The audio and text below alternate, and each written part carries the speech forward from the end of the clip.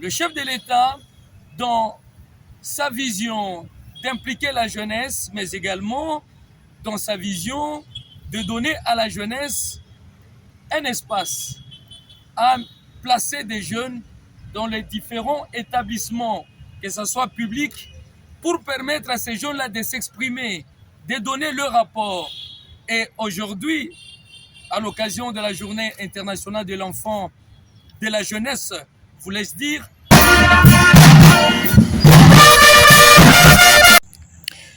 À l'occasion de la Journée internationale de la jeunesse célébrée le 12 août 2026 à Kinshasa, une grande marche de la jeunesse s'est tenue dans la capitale de la République démocratique du Congo sous l'impulsion du ministre de la Jeunesse, Grace Coutinho, placée sous le signe de l'engagement citoyen et du changement. Cette mobilisation a notamment été marquée par le slogan « Oui, je le veux », exprimant le soutien d'une partie de la jeunesse congolaise au projet de changement de la Constitution.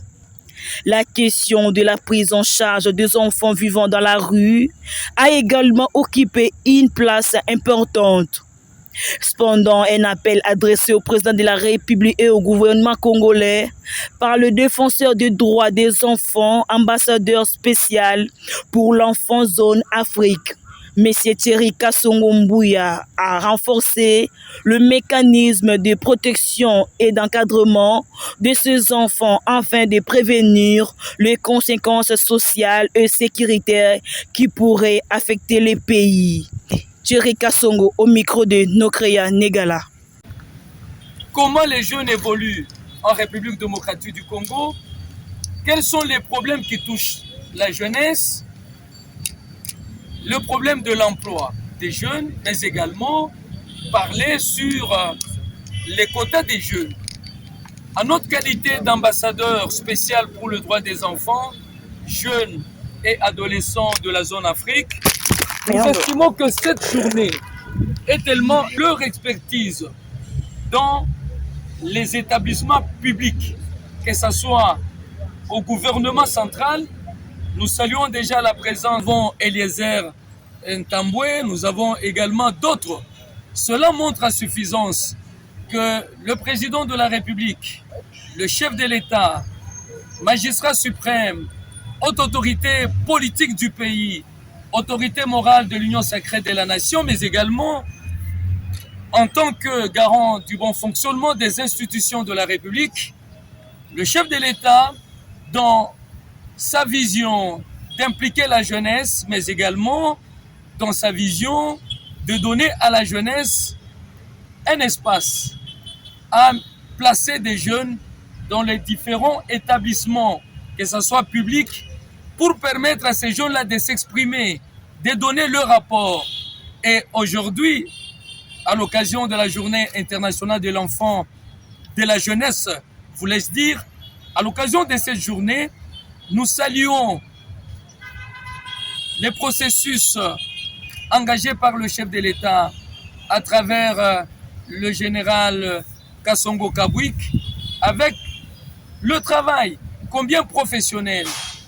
Les jeunes appelés autrefois Kuluna sont devenus des bâtisseurs. Ils sont en train de construire la République. Ils sont en train de donner l'énergie en nettoyant la ville de Kinshasa, en construisant des bancs, en construisant des écoles, des hôpitaux, des centres de jeunes. Cela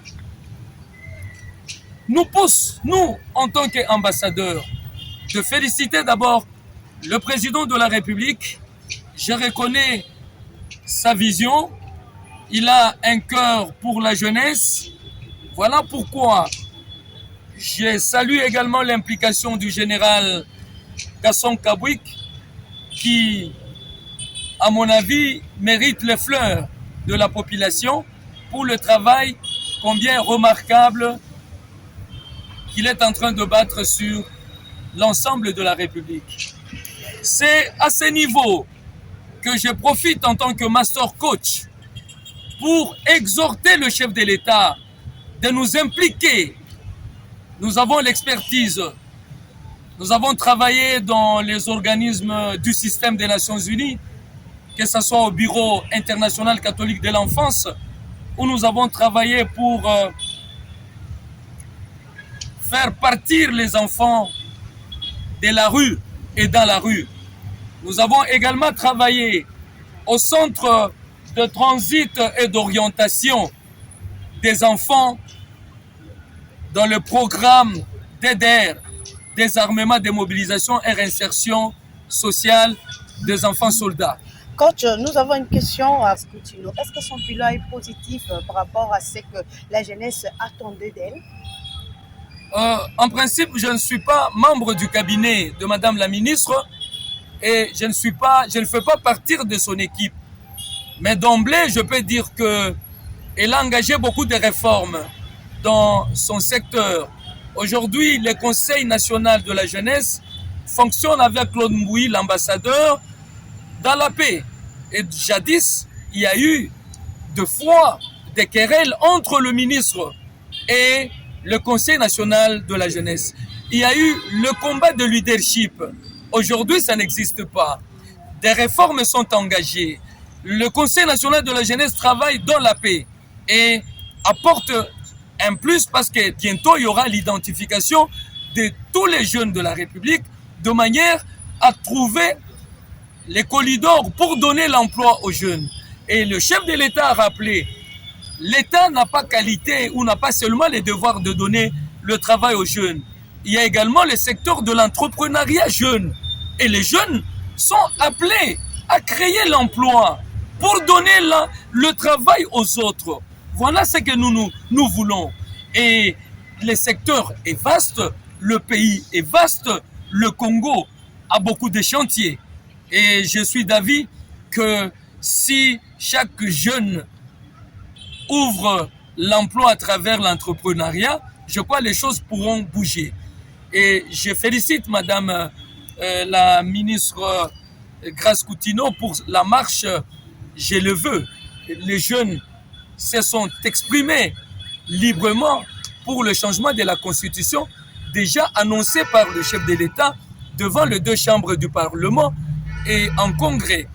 Et nous disons merci à Madame la ministre et nous estimons que nous sommes disponibles pour l'accompagner, mais également apporter notre expertise. Est-ce que...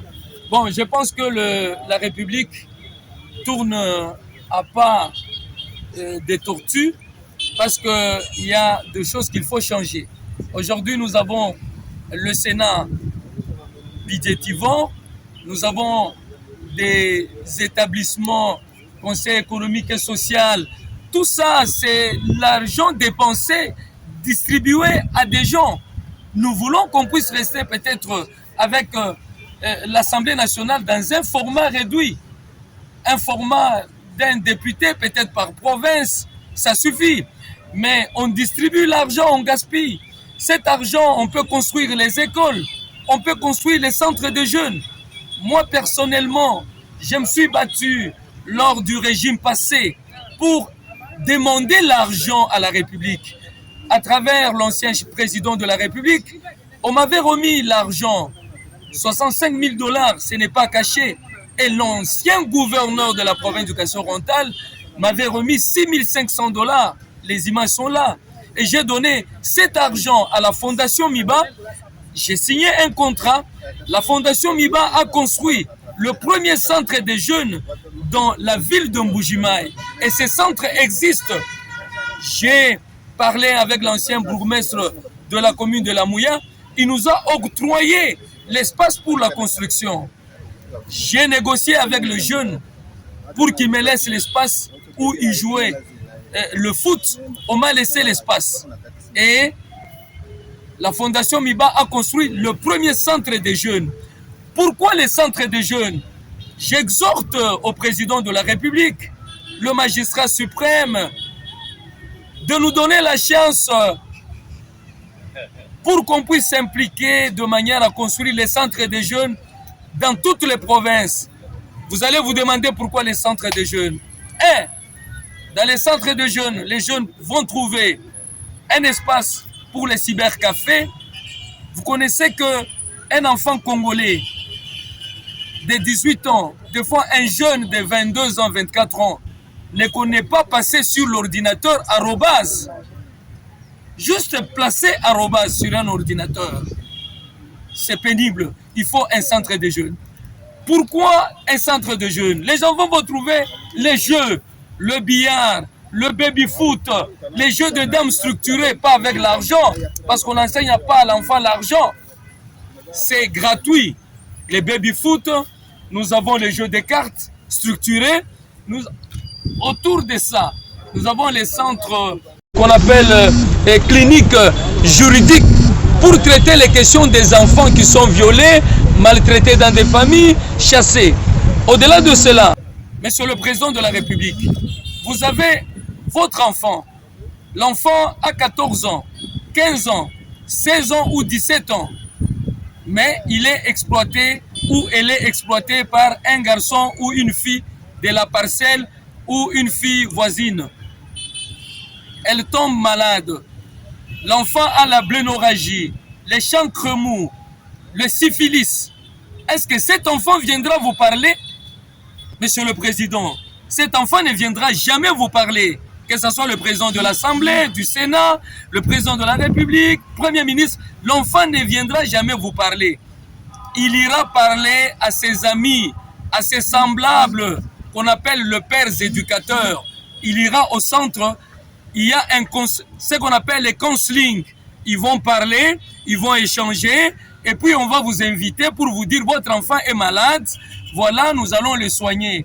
On vous demande de ne pas faire pression sur l'enfant, il est déjà malade, seulement on va lui donner des conseils. À travers ces counseling, un échange entre un médical et un enfant, on va trouver le corridor, la paix pour qu'on soigne l'enfant. On l'envoie à l'hôpital, on lui donne un psychologue et un référent enfant qui va le suivre chaque 15 jours pour savoir s'il y a évolution et un médecin à la disposition pour suivre son état.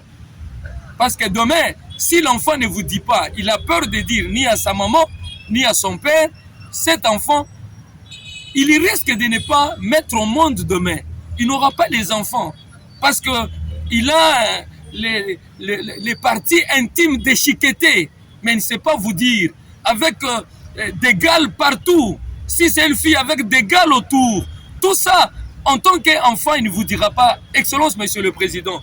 Voilà que j'exhorte au gouvernement de créer, de construire les centres de jeunes. Une autre question qui me préoccupe, c'est la situation des enfants dans la rue.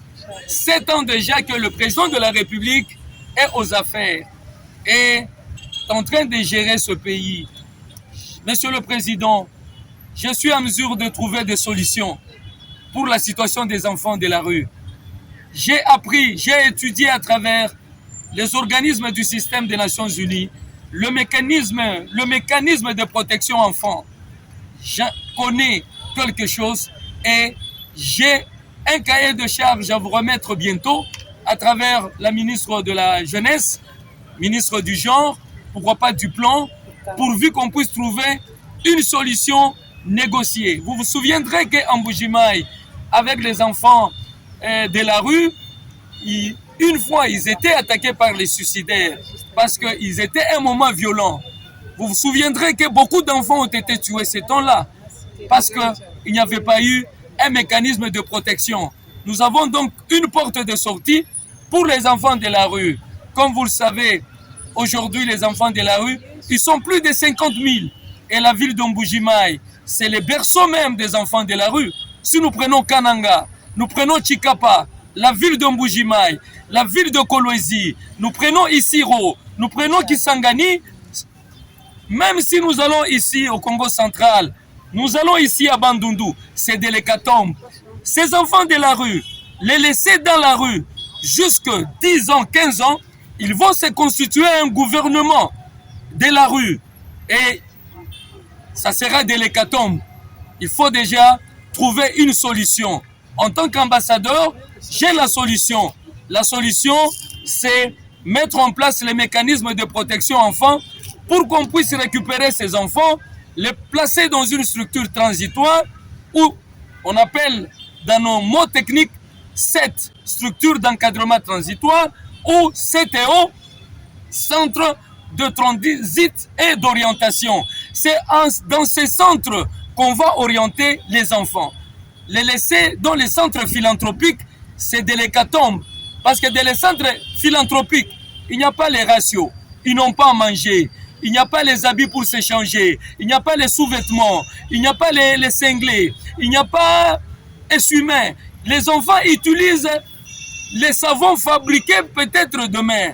Et pour manger, il faut que quelqu'un puisse aller crier dans un bus. Ce n'est pas normal. Et ces enfants sont des fois vendus. Donc, ils sont dans la prison à ciel ouvert. Nous devons trouver des solutions. Nous sommes les éducateurs sociaux. Moi, j'ai été formé comme éducateur social. Je suis un référent enfant. J'ai le cahier des charges sur moi pour permettre à ce que demain, les enfants puissent rentrer à la maison.